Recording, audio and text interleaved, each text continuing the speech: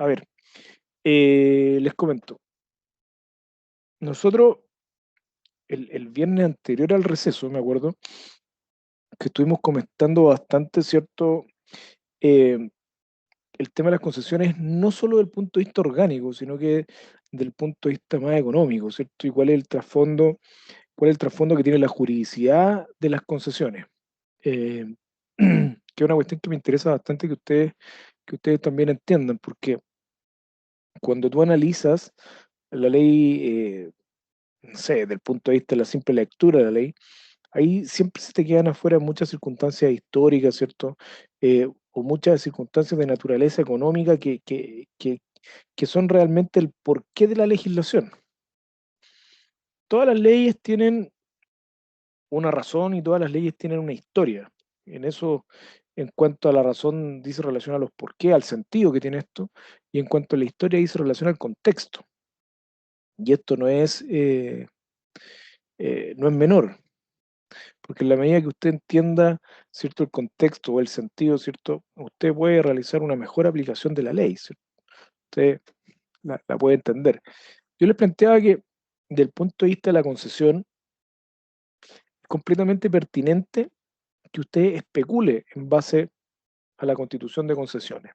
Entonces usted perfectamente podría iniciar todas las gestiones propias de lo que sería el otorgamiento de una concesión judicial y obtener la concesión a través de una sentencia y en ese sentido tampoco explorar o explotar, porque justamente en los términos actuales el sistema te permite eso.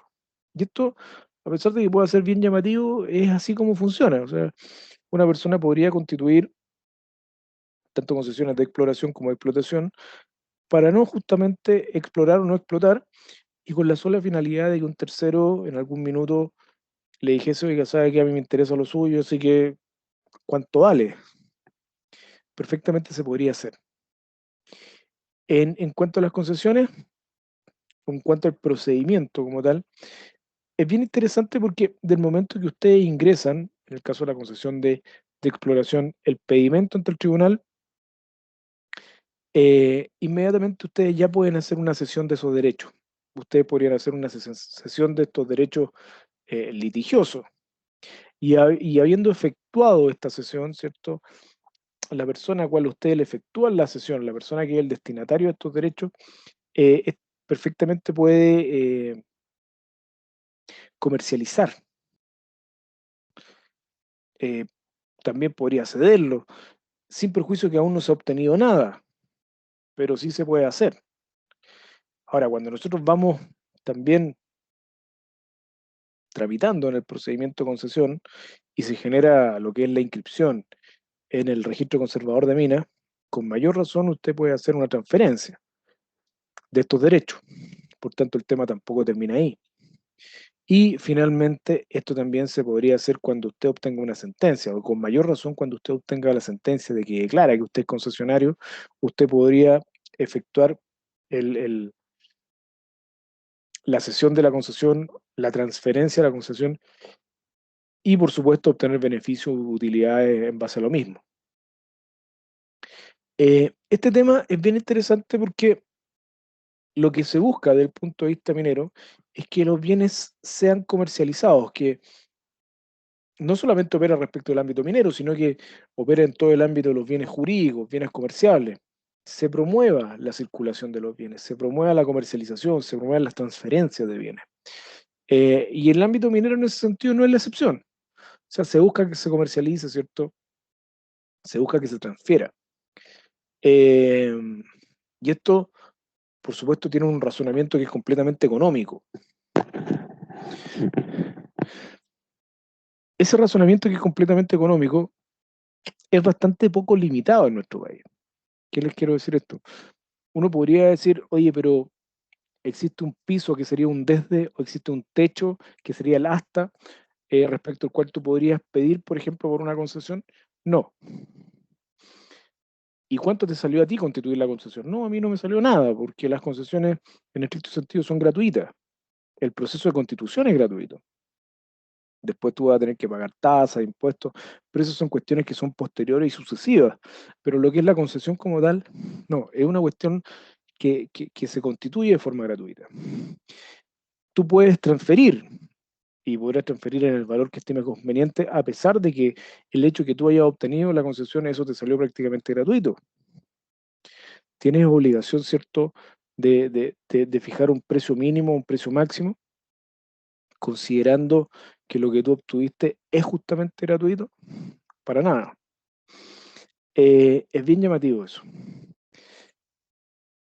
Como les mencionaba, en nuestro país, respecto al régimen de concesiones, lo que hay es justamente un Estado que es propietario de todos los recursos minerales, ¿cierto? Y que se desprende los mismos a través de esta estructura de las concesiones. Pero se desprende de una parte, ¿no? Se desprende del uso, el percibir el recurso para el fin natural y obvio, el goce, eventualmente percibir un fruto civil, pero jamás el Estado pierde el dominio respecto a sus bienes. Y prueba de ello es que si tú incurres en alguna causal de caducidad de una concesión, eh, justamente la concesión vuelve al Estado. Tema que es particularmente relevante. ¿El Estado te puede expropiar una concesión? Te puede expropiar. Hay causales que son específicas, utilidad pública o interés nacional. ¿Tú expropiado te puedes oponer a que el Estado te expropie? No. Podrías alegar que en sí mismo el acto es ilegal. ¿Y cuándo podría ser ilegal el acto? Cuando se invoquen mal las causales, ¿o no? O infundadamente, o injustificadamente. ¿Cuáles serían las causales o cuáles son las causales? Utilidad pública o interés nacional. Si se establece que al final del día la causal de utilidad pública o interés nacional ha sido invocada de forma incorrecta, se podría justamente alegar la legalidad del acto. Otro elemento que también es bien llamativo del punto de vista de la concesión es que, claro, tú efectivamente puedes solicitar la expropiación de una concesión de explotación, eh, pero ¿y cómo, o cómo lo cuantificamos, o cómo determinamos cuánto es lo que se tendría que pagar? ¿Y por qué razón? Porque cuando tú hablas de la concesión de explotación, es una concesión que tiene una naturaleza indefinida. Esto quiere decir que si tú o cualquiera de ustedes es capaz de obtener alguna concesión, ya solamente por el hecho de obtenerla, y usted habiendo pagado la patente, prácticamente no se exponen a perderla. ¿Por qué razón? Porque la gran obligación que se expone desde el punto de vista de la caducidad es justamente la pérdida, el no pago de la patente de forma anual y anticipada, atendiendo la extensión territorial de la concesión. Entonces, si el Estado te quisiera expropiar, si el Estado te quisiera expropiar, tendría que hacer una proyección de las rentas de la concesión, eh, una estimación del valor emergente o actual de la concesión y sobre ello recién efectuar un pago. Por tanto, ahí lo que hace justamente el, el demandante es demandar al Estado y decir, oiga, ¿sabe qué? Si usted me está ofreciendo 50, yo estimo que los 50 son insuficientes, entonces usted me va a tener que ofrecer 100. Y ahí hay un punto que también es bien relevante. Las concesiones, ya sea de exploración o de explotación, han sido razonadas para que sean constituidas de forma gratuita. No hay que pagar por el ejercicio de la concesión.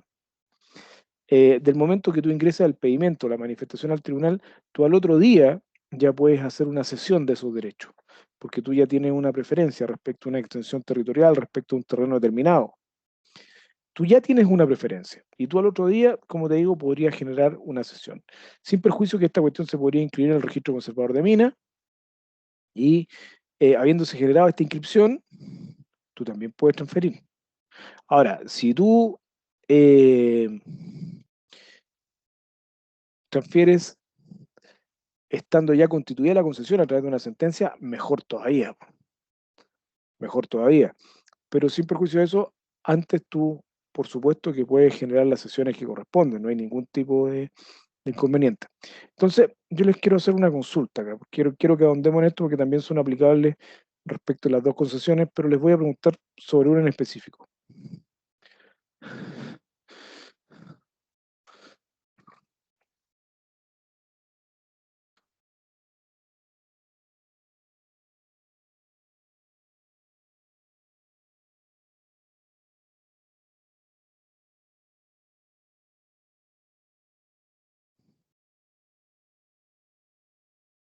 ¿Cuáles son las causales de caducidad de una concesión? ¿Cuáles son las causales de caducidad de una concesión? Revisen, investiguen, lo escriben acá y los vamos a ir comentando. ¿Cuál era la pregunta, profe? ¿Cuáles son las causales de caducidad de una concesión? Se la escribí ahí en el chat, Ah, ya. por cualquier cosa.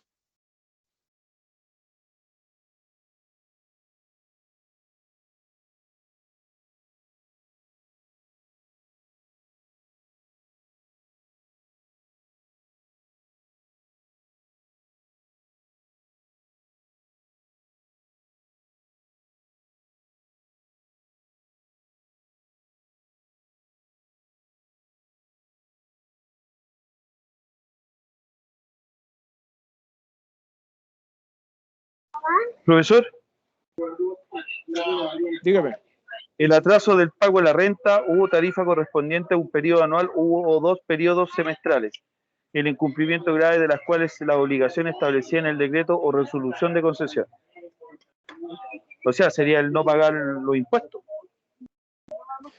O sea, finalmente, lo que aquí más te pune, lo que más te sanciona acá, es justamente el tema del no pago del impuesto, que era lo que me interesaba que justamente ustedes buscaran y vieran. Y eso es para todo, inclusive hasta para las patentes comerciales, no pago de impuestos también. Eso influye el tema de la caducidad de las patentes, hubo por un ejemplo. No, ahí no lo tengo claro, don Emiliano. Ah, ya, ya. No le podría decir. Ya, Por pero lo sí que en me el caso de las concesiones, si no pagan impuestos, están sonados. se pierde la concesión. Ahora, súper importante del punto de vista de la caducidad de la concesión. Ya, si tú no pagaste la patente, tú pierdes la concesión. Pero les voy a hacer otra pregunta que también es súper técnica. No, esta ya es técnica. Pero me interesa que le enfoquen porque en alguna oportunidad quizás ustedes podrían ser parte de una concesión. Vaya a saber ustedes siempre van a estar ligados, ¿cierto?, a zonas mineras. Entonces la pregunta es la siguiente. ¿Corresponde que la comercialización de una concesión de explotación en específico pague impuesto a la renta? Les voy a escribir acá la pregunta. ¿Cómo, profesor? ¿Corresponde que una concesión de explotación o, ¿cómo se le dice?, pertenencia minera pague impuestos a las rentas?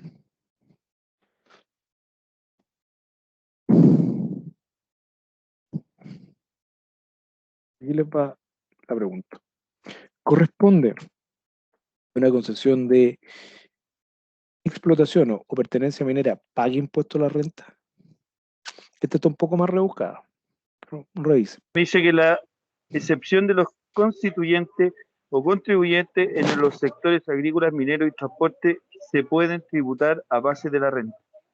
No, pero esa es renta presunta. Esos son contribuyentes de renta presunta. La respuesta ustedes Ya. la van a encontrar en el artículo, se la voy a escribir acá. 17, ley de impuesto a las rentas. Sí, porque sale el artículo 52 aquí. No. Es que ahí tú estás hablando del caso de los contribuyentes de renta presunta. Primera categoría. Ah, ya, Acá perfecto. tenemos que hablar del artículo 17 de la ley de impuestos a la renta. Ahí está esa respuesta. Revisen ahí y me van comentando. Súper importante porque acá nosotros podríamos constituir una concesión de forma gratuita y la podríamos vender en 5 millones de dólares, ejemplo. Y corresponde que paguemos impuestos a la renta, ¿no? En el 17 está la respuesta. Revisen y ustedes me comentan. Es la ley de renta, ¿cierto? Ya, no constituye, Correcto. dice, no constituye renta, número 1, a la indemnización de cualquier daño emergente o daño moral, siempre que el indemnización por este último haya sido establecido por cesantía ejecutada, ejecutariado, una cosa así. No sé si Sentencia estará bien. ejecutoriada, Sí, ¿está bien? pero es sentencia. Pero es el caso de las indemnizaciones por accidentes del trabajo establecidas a través de sentencia. Va a tener que seguir bajando ahí hasta encontrar lo propio del impuesto a la renta. Perdón, de las pertenencias mineras.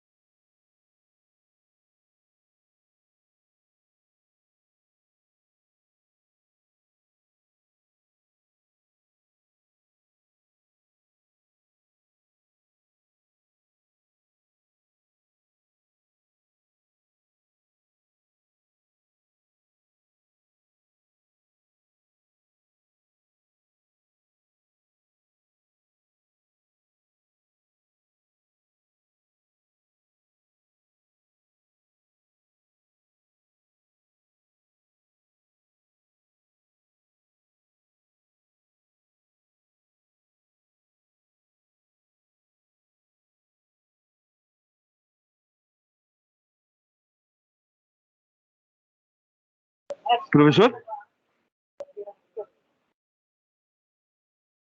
Dígame. mire, estoy viendo algo acá donde dice dominio del Estado de los derechos mineros. ¿Es ese párrafo? Dice A ver, artículo a ver, 1. lea por favor. ¿Qué número está ahí? Mire, dice párrafo 1, título 1, dice el Código Minero, proyecto de la ley. No, no, no, no. Es ¿No? ley de impuesto a la renta. Ley impuesto a la renta, sí. Es Sí, que artículo empezar. 17. Después del número 8 incluso. Ley. Ley.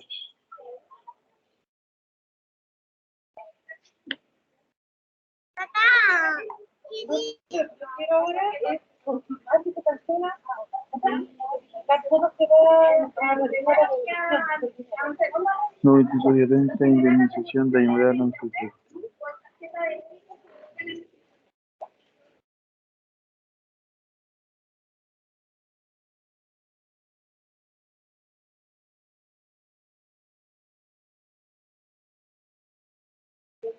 Dice el artículo 17 señala que los conceptos principales que son considerados como ingresos no constituidos de renta. A continuación presentamos la reseña del conjunto de estos artículos 17.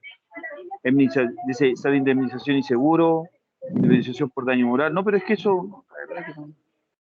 Y le puse, como dijo usted, Ya, compensación económica. miren, no se preocupen, yo les comento. Las pertenencias mineras no pagan impuesto a la renta cuando usted las vende. O sea que acá se podría generar una venta bastante importante, ¿cierto? Por montos que son bastante importantes, y esos montos no se encuentran a efecto de impuesto a la renta. ¿Qué es lo que realmente paga la minería? ¿O cuál es el impuesto que realmente paga la minería? Cuando se genera la explotación o cuando se genera la explotación. Incluso cuando tú logras constituir la concesión y tú vendes, tú ahí no pagas impuesto a la renta. Hoy día, al menos para que ustedes sepan, por tasa de impuesto a la renta se paga un 25, un 27% de lo que sería la utilidad, el beneficio, el ingreso, el incremento de patrimonio. Tú pagas un 27% por eso, o un 25% dependiendo del régimen. Pero en el caso minero tú ahí no pagas. ¿Por qué creen ustedes que si nosotros constituimos una concesión minera que es gratuita y la vendemos quizás en un par de millones de dólares y nos ganamos una cantidad súper importante, no pagamos impuesto a la renta? Y la señora Juanita que tiene ahí No su me minimal que imagino. paga. Porque la ley está hecha para a favor de ellos, me da la impresión.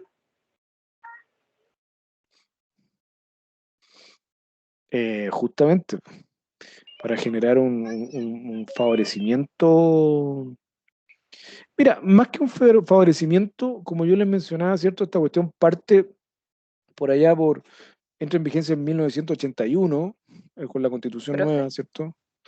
Y por ahí se necesitaba un desarrollo completo de la actividad económica, completo. profe, Sí, es que si uno paga impuesto a la renta, no habría tantas transacciones de concesiones, pues. Y el objetivo es que sea lo más transable posible.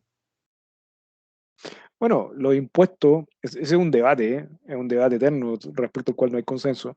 Siempre se plantea que el impuesto genera una depresión de la actividad económica y la exención, la reducción o el estancamiento en impuestos genera un fomento. Eh, pero eso depende mucho también del país que te aplique el impuesto. Yo les mencionaba que esta cuestión es súper política, pero en Alemania tú tenías ahí unas tasas de impuestos que bordeaban el 30%,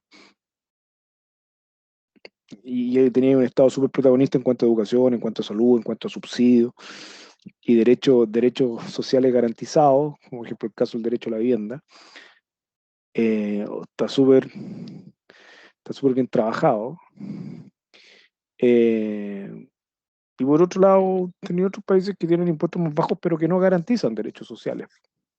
Pero va dependiendo del enfoque, y a Pero Alemania le da bien, pues, no le da mal. es, Y hay otros es países que, que les ¿sabe lo va que bien pasa, también, con profesor? buenos impuestos. Es que un país que genera impuestos es un país que está bien económicamente. Que el problema es que cuando un país tiene alto impuesto y ahí nos vamos a saltar la área política, se gana impuestos y existe corrupción, no hay mucho lo que se pueda decir de ese país, pues. Y en Alemania, si bien es cierto, se paga alto impuesto, pero así también como existen varias garantías hacia el pueblo en sí. Y el otro día vi un reportaje de Alemania en donde la educación y la salud, y tienen una salud maravillosa, gratis. Sí. Y en Inglaterra es lo mismo. De hecho, en Inglaterra, profesor, la salud es gratis y si usted no tiene dinero para el transporte para irse para su casa, le pasan plata para que se vaya el transporte para su casa.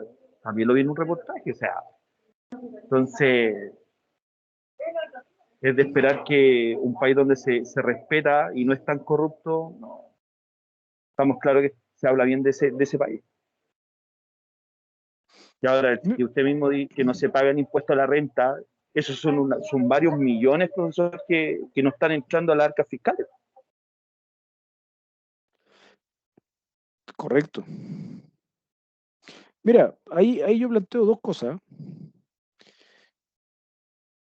Primero, cuando tú aplicas mucho impuesto respecto a la minería, cuando tu mineral sale a competir en la bolsa de metales, claramente tu mineral es más caro porque tiene un impuesto asociado, por tanto se hace menos competitivo. Ahora, si uno dijera, claro, tú le vas a subir el impuesto al metal y lo vas a hacer menos competitivo, yo creo que tú piensas si efectivamente incrementar o no incrementar el impuesto, porque muchas veces la recaudación no pasa exclusivamente por una actividad, sino que pasa porque todo el mundo quiere incentivar la actividad. Y al final tú recaudas más, pero recaudas más por volumen. Ahora, yo les insisto, con el tema en cuanto a la comercialización en general del mineral, pero cuando tú hablas de la comercialización de las pertenencias mineras y que no paguen impuestos a la renta, esa fue una cuestión que se crea, ¿cierto?, en el 80 en un contexto país de 1980, donde se buscaba, ¿cierto?, que se fomentara el desarrollo de la actividad económica, se buscaba inversión. Y de la mano con esa cuestión, nace el decreto de ley 3500, que son las AFP, que en el fondo la AFP desde el punto de vista financiero, pero financiero tanto para la banca privada como para el Estado, dice relación con un mecanismo donde nosotros generásemos ahorros, porque la verdad que nadie nos prestaba plata. ¿Se acuerdan que yo les comentaba que nosotros nos habíamos expropiado, ¿cierto? Y no habíamos pagado, etcétera? Entonces van de la mano. hoy día claramente el sistema de la AFP colapsó o requiere una cirugía mayor. Claro, porque fue un sistema que fue concebido hace 30 años en un contexto completamente distinto, social, económico, político. Por tanto, a lo mejor en ese sentido, en ese momento servía cuando nosotros teníamos que impulsar la economía, teníamos que desarrollarnos, teníamos que crecer. Pero al día de hoy se justifica que la pertenencia minera, ¿cierto? Que estas concesiones que se constituyen, no sé, pues de forma prácticamente gratuita, porque tú ingresas tu pedimento, tu manifestación, tú inscribes, el tribunal no te cobra por litigar, pueden ser comercializados en un par de millones de dólares y tú no pagas impuestos a la renta. Es como una pregunta más de fondo, o sea, ¿tú creís que realmente se van a dejar de constituir menos concesiones porque hay que pagar impuestos a la renta respecto a la constitución de las concesiones? ¿O en el contexto económico actual es irrelevante? Pero profesor, ¿qué pasaría si en los casos, si nos colocamos, pongámosle en este escenario, que, que ahora tengan que pagar renta, que tengan que pagar impuesto a la renta? ¿Qué pasaría? Imaginemos que la vendiéramos no sé, en $1.000.000. De ese, si tú a una tasa, un 25, un 27%, tú tendrías que, esa persona que recibió ese $1.000.000, tendría que pagar 250.000 o $270.000 de impuesto a la renta. Que no deja de ser una recaudación importante, po.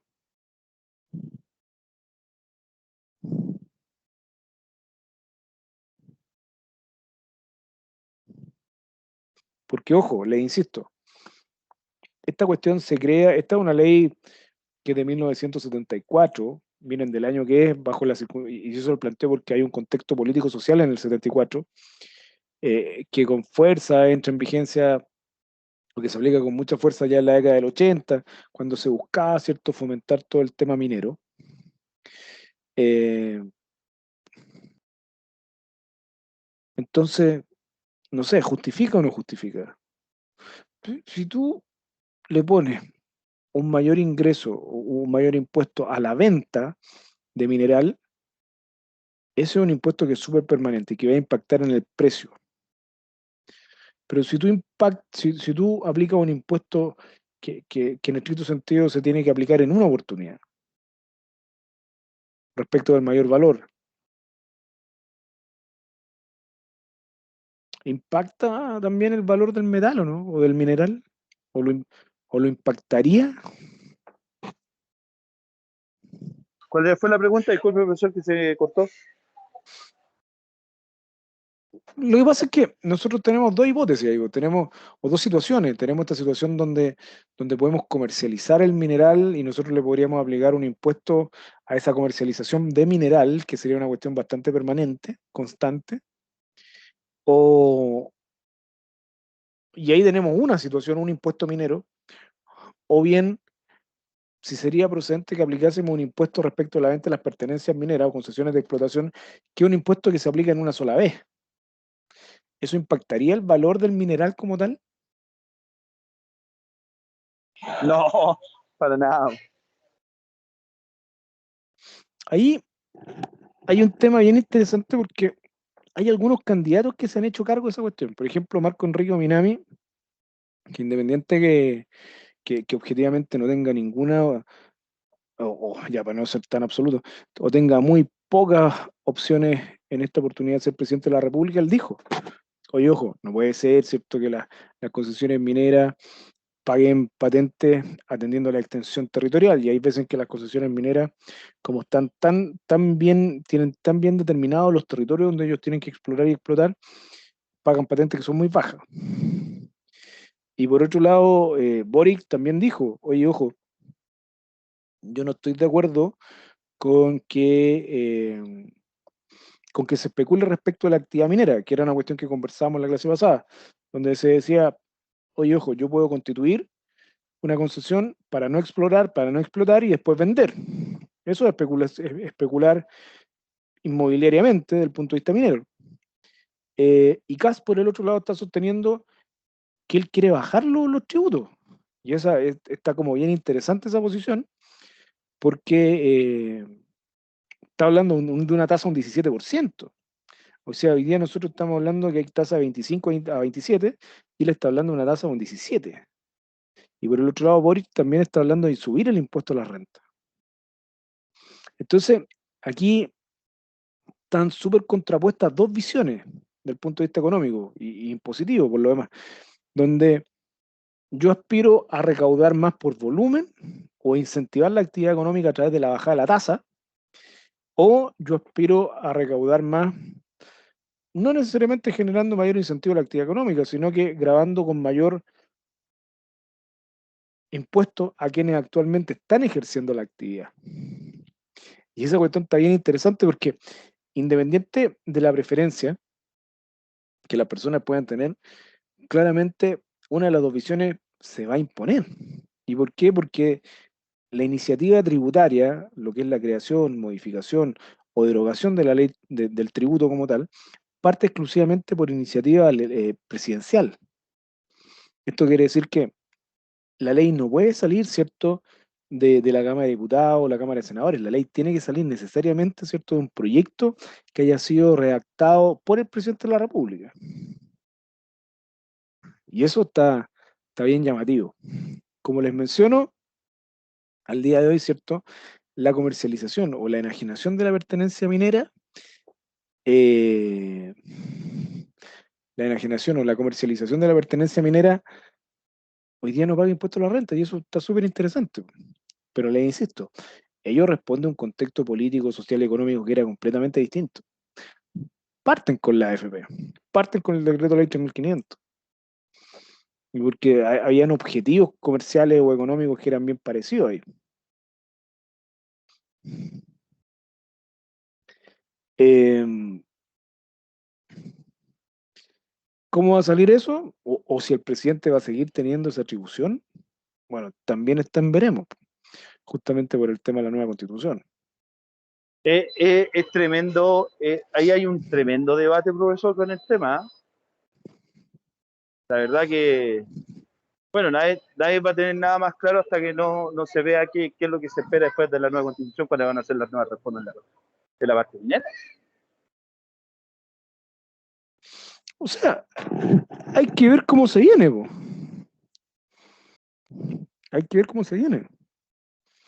Yo hasta acá, por mucho que he tratado de ahí investigar respecto de la opinión del tema minero, no hay, por lo menos del punto de vista de la Constitución, yo no he escuchado mayores opiniones. Sí hay hartos actores del gremio minero, y particularmente la gran minería, que está ofreciendo mucha participación de expertos, que está ofreciendo mucha participación de asesor. Lo que uno dice, claro, lo entiende porque quieren que se mantenga el status quo. Pero está súper interesante eso porque acuérdense que yo les decía, aquí habría que determinar cuál va a ser el rol que va a tener el Estado. Vamos a seguir teniendo un Estado que va a ser dueño de todas las minas del territorio, eh, o quizás podríamos tener un Estado mucho más privatizador, o quizás te podrían modificar este tema de la expropiación como tal. Acuérdense que yo les decía que el Estado siempre se puede expropiar. No se puede generar una suerte de oposición a lo que sería la expropiación. Si está bien invocada la causal, que utilidad pública o interés nacional, y se paga el precio que el expropiado solicita, sí o sí se tiene que cursar la expropiación. Ahora, en el caso de la expropiación de la concesión de explotación, ahí realmente el tema puede ser más complejo, porque nosotros tenemos una concesión que es indefinida en el tiempo. Entonces, por tanto, hay un concesionario que, que está dispuesto o sea, que tiene un bien que es de por vida. Sería muy extraño que él la perdiera y la caducidad se generaría en caso que él no pagara la patente. Pero, a ver, les pregunto a ustedes,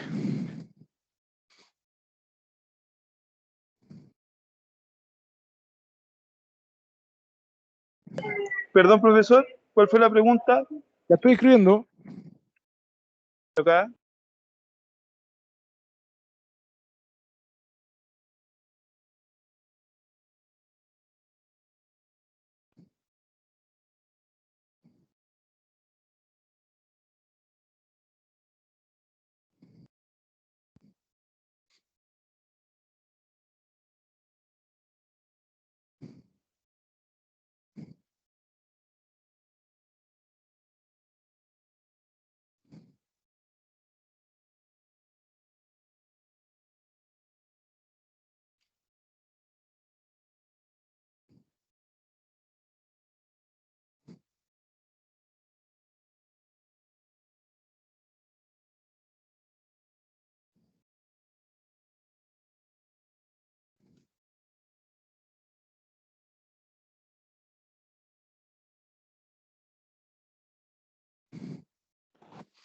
Miren, en caso de expropiar de parte del Estado una concesión indefinida, indefinida en el tiempo, como lo es la concesión de explotación, ¿cómo se calcula el valor de la misma? ¿O cómo se calcula su valor?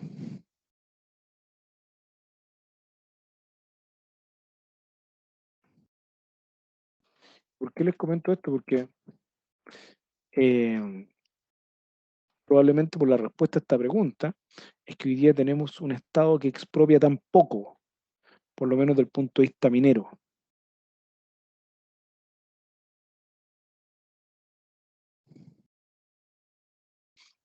ver, Piensen, en el caso de la expropiar una concesión indefinida en el tiempo, ¿cómo lo es la concesión de explotación? ¿Cómo se calcula el valor? A ver, en este caso sería que el Estado va a expropiar una concesión que es de carácter indefinida, ¿cierto? ¿correcto? Entonces, en el tiempo, como lo es la concesión, ¿cómo en el tiempo la concesión de explotación? Como el caso de la concesión de ¿Cómo? explotación. Ah, no, ahí no, me pilló, profe. No, pero piensen un poco porque acá no van a encontrar una ley que resuelva el tema. De hecho, a lo mejor de parte del Estado lo dicen que iba a hacer.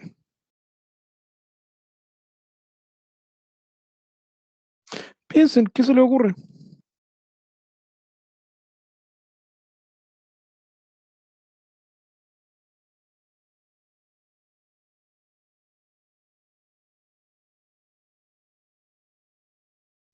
¿Será por el tipo de mineral, profesor? Lo que pasa es que el tipo mineral va a influir en la utilidad que vas a tener tú como dueño de la concesión. Pero al final del día Pero no ¿cómo va a resuelve. calcular? Pero sí, disculpe, profesor, pero ¿será también cómo calcular su valor de la explotación o de la exploración? ¿Cómo así? A ver, A ver, ¿cómo puedo calcularlo? Si yo sé que a lo mejor la expropiación o la extracción puede ser de oro, tiene otro valor y ahí más o menos calcular toneladas por cuánto es lo que yo puedo sacar de material y ahí más o menos me puedo hacer una proyección, o sea, yo creo que por ahí va, po. ¿cierto? El, O el sea, que, el que, calcular, disculpe, los balances, una cosa así, el que y tú digo, tengas, esto es lo que vale. el que tú tengas un metal que sea más valioso que otro, no impacta o no modifica la manera como tú deberías calcular, ¿cierto?, el valor de la expropiación, porque uno primero podría decir, oye, ¿sabes qué? Yo estimo, quizás por lo el valor de mercado y por lo que se comercializan cuestiones como esta, que el valor de esta concesión es este que está acá. Pero aparte, tú tendrías que considerar, ¿cierto?, una proyección de las utilidades futuras. Ah, perfecto. Y O sea, eso, sí, de las utilidades, en el fondo. claro.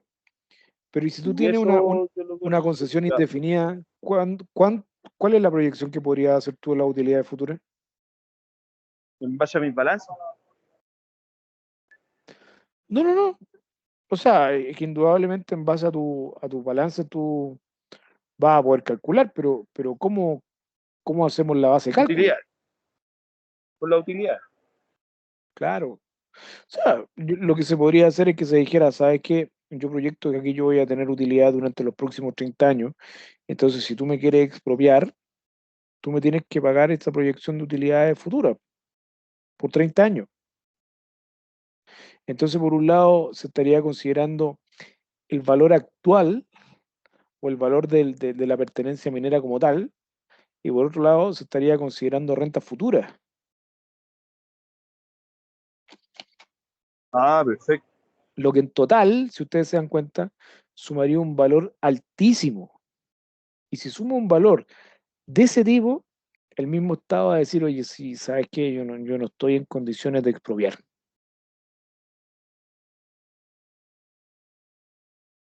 Ah, Claro, porque el monto es muy alto. Entonces, al final del día, esta herramienta que yo les planteaba desde el punto de vista constitucional, donde el expropiado, si bien no se puede oponer al acto expropiatorio, pero sí puede alegar respecto del valor que se le está pagando, ha resultado ser una herramienta tremendamente efectiva para limitar el funcionamiento del Estado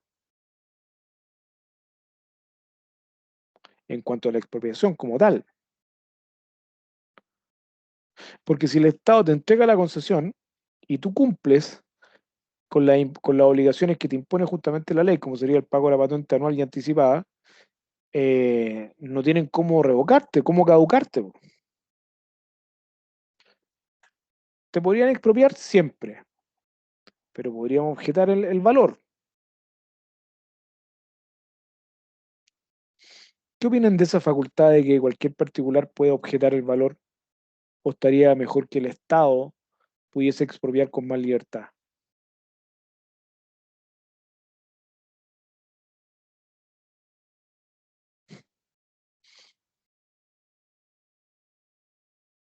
Yo creo que está bien objetar, que cualquier persona puede hacerlo, porque funciona como una especie de frenesí para lo mismo, po, para el Estado. Si el Estado tuviera mayor, o sea, ya tiene mayor dominio por el hecho de poder expropiar, y a otorgarle más dominio, al final se pierde un poco la base de las transacciones por las que fueron creadas las concesiones mineras. Eso pienso yo. El tema es súper interesante, ¿eh? Porque esa cuestión se estableció justamente para fomentar la inversión. ¿Por qué fomentaría eso la inversión? ¿Qué es lo que te da, cuál es la garantía que te da una cuestión como esa en la Constitución? ¿Qué es lo que ustedes perciben con una cuestión como esa? O sea, se lo puedo decir yo, pero la idea es que ustedes me ahí aporten. Que ¿dice la exista una propiedad? economía por parte del área minera, po, que es el mayor ingreso que tiene el país. Ya, perfecto. Sí, o sea, absolutamente considerado. Por eso que justamente la cuestión minera se encuentra contenida en el numeral que tiene mayor desarrollo de la Constitución. Ojo que el numeral que tiene mayor desarrollo de la actual Constitución no es el que habla del derecho a la vida, libertad, igualdad, educación, no. Es el que trata justamente la cuestión minera, el derecho a propiedad, el derecho a conservación de la propiedad ya adquirida.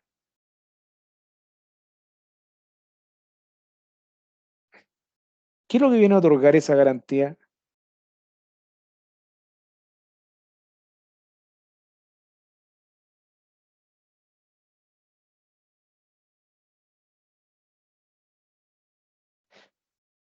Eso, como tal, se denomina estabilidad o certeza jurídica y que es una cuestión que se entiende como fundamental para el desarrollo económico. Eh, Preceptos legales que otorguen seguridad, que otorguen certeza. Y eso es lo que se busca. Habría que estar, como yo les mencioné también, súper atento a cómo se viene y a cómo se vienen las facultades del Estado en cuanto a la expropiación. Y va a depender, pues, va a depender la visión económica, la visión país que se tenga en la misma constitución, si se mantiene ese precepto o no se mantiene ese precepto. Pero sí les digo que hay muchas cosas durante el retorno a la democracia que ha sido cuestionada y modificada. Y uno cuando empieza a leer la Constitución, tú te vas dando cuenta inmediatamente porque al costado de cada párrafo, ¿cierto? Dice ley tanto, modificación y cuestiones. Pero eso que está ahí no ha tenido modificación. ¿Por qué creen ustedes, incluso después del retorno a la democracia, gobiernos de distintas visiones políticas, etcétera, por qué creen ustedes que no se ha modificado, ¿cierto? Esa atribución o esa función o esa facultad que tiene, ¿cierto? El expropiado de alegar respecto del valor y que en la propiedad minera juega un rol súper importante.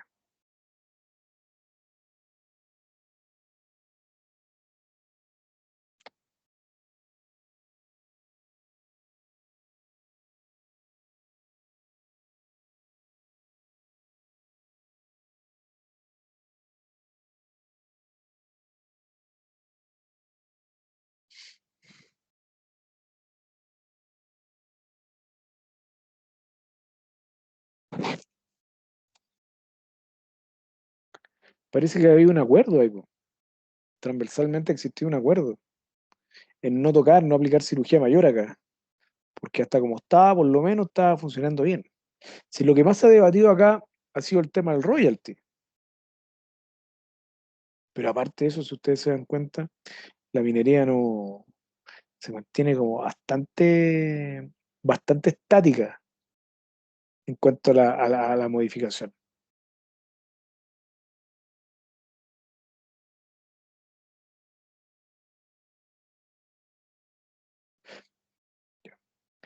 Paremos 5 minutos y continuamos, ¿ya?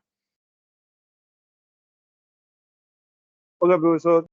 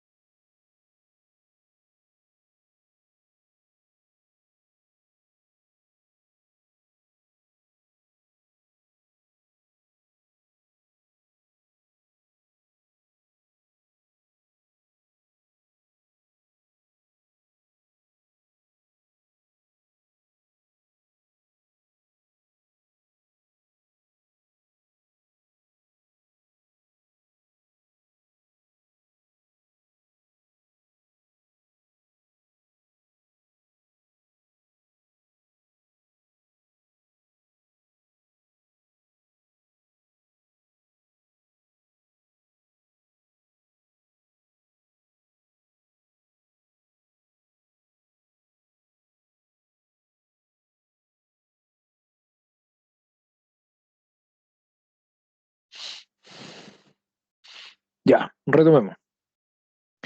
En cuanto a las concesiones de explotación como tal, sin perjuicio de lo que hemos hablado,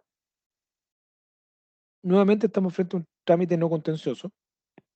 Esto quiere decir que no hay conflictividad o no hay conflicto de parte del tribunal. El rol que juega el tribunal en el proceso de concesión dice relación con generar una constatación de antecedentes, eh, y eventualmente esto se puede transformar en un proceso conflictivo cuando existe una oposición o cuando se busque que se deje sin efecto la concesión a través de una nulidad. Pero de otra manera no habría inconveniente, ¿ya? Como les digo, aquí el rol que va jugando el tribunal es hacer una suerte de constatación de solicitudes de parte del manifestante, ¿cierto? Eventualmente un análisis o tomar conocimiento del análisis técnico que hagan organismos técnicos y, como les menciono, certificar que se hayan generado el debido cumplimiento de todas las etapas, ¿ya? Eh, entonces, ¿cuáles son las principales etapas de lo que sería un procedimiento de concesión minera? Primero, tiene que haber una manifestación, que es el escrito a través del cual el solicitante requiere que el tribunal se le otorgue una concesión de explotación. Tiene que haber una solicitud de mensura o solicitud de medición. Eventualmente se tiene que dar un espacio a lo que es la oposición, a la mensura o a la medición. Eh, Tal operación de mensura como tal, ¿cierto? Informe Cernagiomín y oposición a la constitución de la pertenencia minera. En relación a la sentencia constitutiva, exactamente lo mismo que nosotros hablábamos en la concesión de exploración, que tiene que tener tres partes, perdón. Exposición, resolución y decisión. Y en cuanto a los trámites posteriores a la sentencia, efectivamente nos damos cuenta de que una concesión podría ser anulada. Eso también es súper importante. Si bien cuando a ti te otorgan una sentencia, una concesión a través de una sentencia judicial, uno podría entender que porque hubo participación del tribunal, ¿cierto? Y porque se fueron constatando o certificando ciertas cuestiones, no debería haber ningún tipo de inconveniente. Pero eventualmente cuando existen personas que sienten que sus derechos han sido afectados, ¿y qué derecho?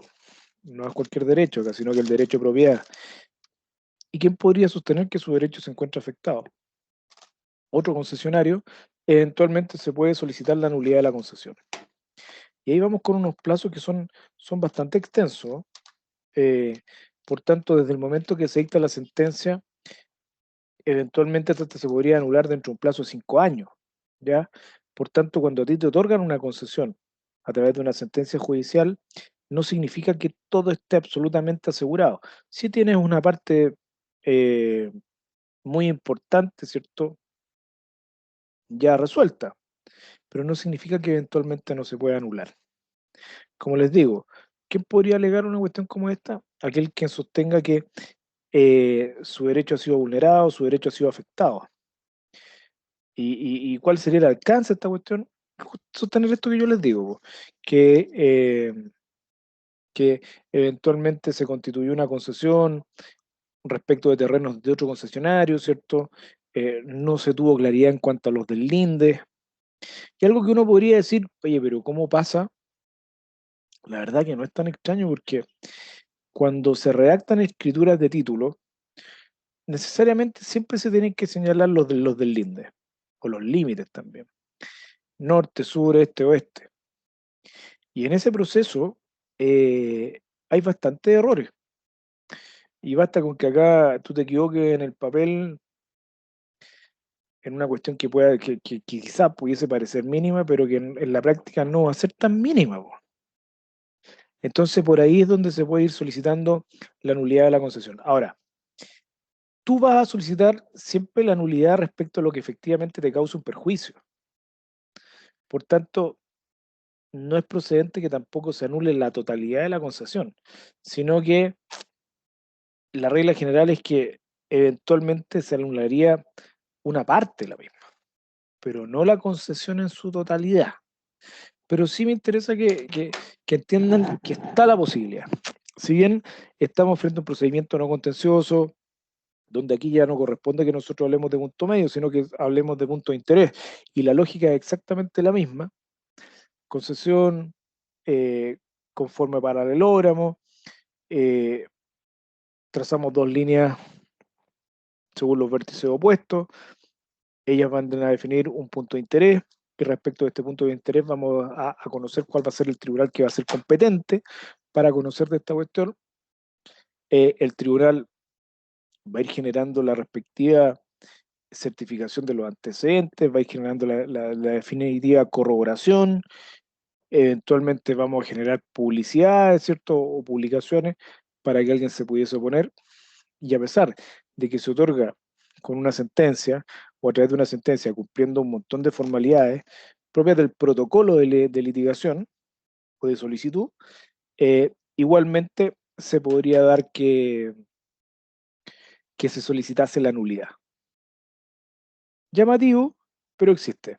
Ahora, ¿y por qué les menciono esta cuestión? Porque respecto a la cuestión minera, siempre los intereses económicos son bastante importantes. Entonces, si eventualmente existe un vicio, y ese vicio solamente sea reparable con la declaración de nulidad o que una actuación en específica se deje sin efecto, es probable, es posible, como yo les menciono, ¿cierto?, que eh, se acoja. Está la opción.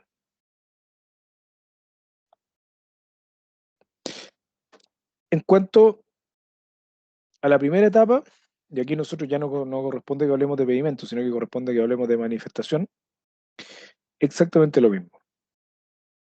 Individualización del manifestante, nombre, nacionalidad, estado civil, ocupación, oficio, cédula de identidad, domicilio, ubicación del punto de interés, número de pertenencia, ¿cierto? Cabida de las pertenencias, extensión territorial de las mismas, superficie, y hacer mención, que esa cuestión también es importante, que respecto al mismo terreno, ¿cierto? Usted ya tiene, ¿cierto?, una concesión de exploración.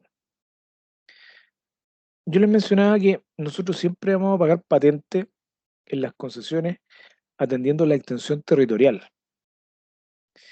Entonces, cuando tú tienes conocimiento, ¿cierto?, de la extensión territorial respecto de la concesión, tú vas a solicitar que esto sea lo más acotado posible. ¿Por qué razón? Porque la extensión de tu concesión va a tener como consecuencia la patente o el monto de la patente que tú vas a pagar. Por tanto, lo que se busca acá es siempre ser más acotado, siempre ser más preciso, siempre ser más concreto. Por tanto, tú vas a hacer referencia, ¿cierto?, de que tú haces uso de una concesión de exploración, pero también vas a ser bien preciso en cuanto a las hectáreas que vas a solicitar. Y como les digo, lo óptimo siempre es que se solicite lo menos posible. ¿Dónde presentamos? ¿Ante qué tribunal presentamos? Nuevamente tenemos que revisar, ¿cierto?, nuestro punto de interés. Si antes en el procedimiento de concesión de explotación nosotros revisábamos el punto medio, aquí lo que nosotros vamos a solicitar es el punto de interés. Y puede que sea el mismo tribunal que previamente conoció la concesión de exploración, pero puede darse que sea otro tribunal distinto, atendiendo que el punto de interés es distinto. Entonces puede que a ti te toque un tribunal que sea distinto. Se puede dar. ¿Por qué razón? Porque a lo mejor puede que tu punto de interés calcule cierta competencia para otro tribunal, y esa cuestión es súper importante, porque acuérdense que cuando ustedes trabajaban con un tribunal incompetente, el error era insubsanable. O sea, esta cuestión no se podía enmendar. El tribunal tenía que declararse incompetente y todo lo que se había obrado en ese juicio necesariamente se perdía. Acá pasa exactamente lo mismo. Tú tienes que ser muy preciso, ¿cierto? Con el tribunal respecto del cual tú tienes que ingresar. Porque en términos concretos, tú hoy día ingresas a la página del Poder Judicial y tú puedes ingresar tu pedimento, tu manifestación a cualquier tribunal. El tribunal te va a decir, ok, y como yo les mencionaba, lo que ocurre respecto del ámbito de derecho es que lo que se analiza son cuestiones más de derecho, pero si eventualmente en el informe Sernagiomí, en el informe técnico, se da cuenta de que existe un error, tú puedes tener avanzado muchos meses, pero por el hecho de tener ese error, esta cuestión va a ser dejada sin efecto. Y por tanto, el error como tal es insubsanable. Entonces, claro, tú te puedes equivocar, de repente puedes tener una omisión en cuanto al nombre, en cuanto al apellido, no hay tema con eso, y esas cuestiones se enmiendan, tenemos un plazo de 8 días corridos y fatales para hacerlo, pero si tú te equivocas en esta otra cuestión, eh, no lo enmiendas con nada. Y claro, eventualmente por acá quizás te podrían hacer alegar una nulidad, a pesar de que tú hayas obtenido la sentencia, porque estamos frente a un tribunal que es incompetente, po. Entonces no es procedente que se haya otorgado. La sentencia, uno podría entender, si bien se dictó por un tribunal improcedente, incompetente. Si es incompetente, tú puedes alegar perfectamente el vicio. Entonces, ahí hay un error también, un tema.